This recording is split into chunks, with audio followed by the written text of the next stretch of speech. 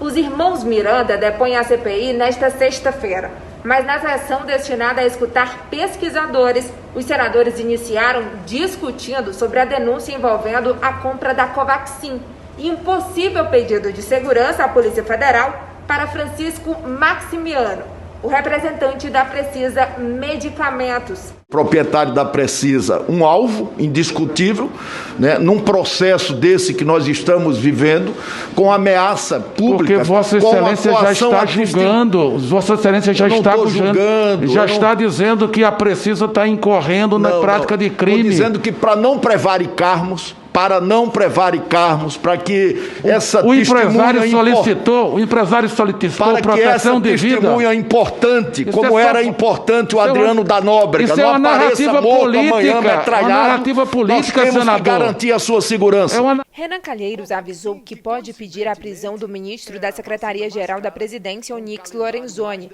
caso ele volte a intimidar as testemunhas. Se esse senhor continuar a reincidir, nós não temos outra coisa a fazer, senhor presidente, senão requisitar a prisão dele. Após reunião no Planalto, a tropa de choque do governo rebateu a denúncia e falou em fake news.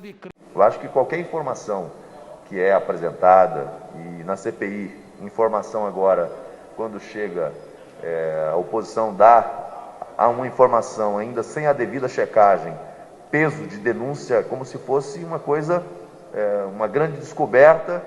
E quando você vai ver a fundo do que se trata, né, você está diante de um fake news. Quando ele inventa que foi falar com o presidente, entre outros assuntos, o presidente ligou, falou com o ministro Pazuello para verificar. Foi verificado e não tinha nada. Aí depois de 3 meses ele vem requentar o irmão dele, que parece que só trabalha depois do almoço. Enfim, então ele é que tem que trazer essas provas, não o governo.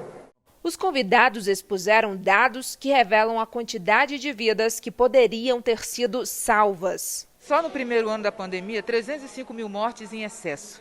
A contribuição desse estudo é poder demonstrar que desse conjunto de mortes em excesso por conta da pandemia, pelo menos 120 mil poderiam ter sido evitadas se medidas consistentes de redução da transmissão e de preparo do sistema de saúde tivessem posto em prática.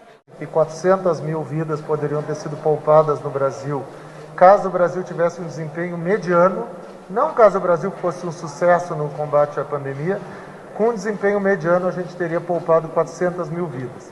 Para o pesquisador da Universidade de Pelotas, que teve no ano passado um slide cortado em apresentação no Palácio do Planalto, em que mostraria a contaminação por etnias, o governo cometeu 7 pecados capitais.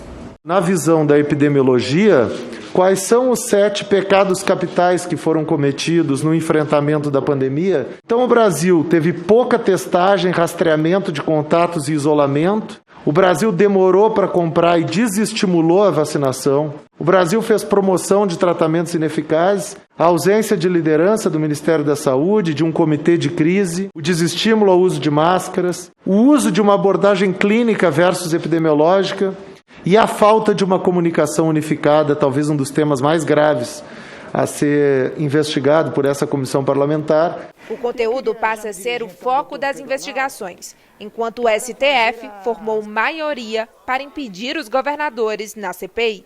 Decisão judicial se cumpre. Repito, alguns que hoje procuram o STF, não é o caso dos governadores, mas alguns que hoje procuram o STF, eu acredito que a CPI trouxe também aos brasileiros um efeito didático, porque alguns que hoje procuram eram outros que em outros tempos queriam o seu fechamento. É bom que assim eles aprendem como funciona um Estado democrático de direito.